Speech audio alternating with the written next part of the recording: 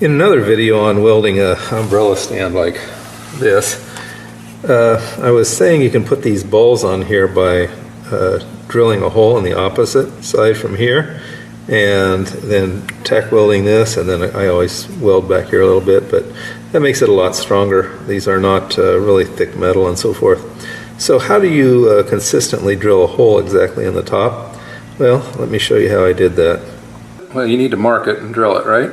So what I do is I usually use a concrete surface, but you hold them, and it doesn't matter if they move a little bit, they just need to be held flat, and then rub them with something that's flat like this, that's going to mark them.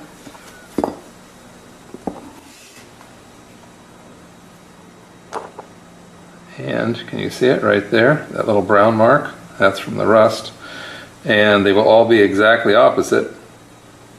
Then the next step, let me show you that. And next what I do is punch them. You can see the little marks that I used. I use this scribing tool to give them a punch. Then I'll pilot drill them with a small bit, and then I'll use the appropriate size bit to do that. So I pilot drilled this one, and I've drilled this one to the size of the welding rod that I'm going to use. I don't want it much bigger.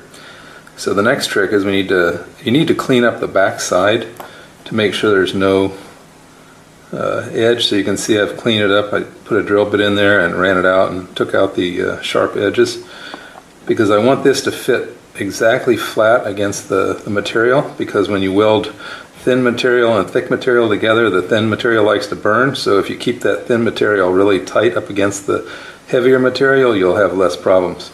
Okay, let me show you another trick. May be hard to see, but I've center marked this right there. Yeah, you can just barely see it. And that's important, because what you're going to want to do is you're going to want to line this hole until you can see that center mark right there, and then you'll get nice consistent results.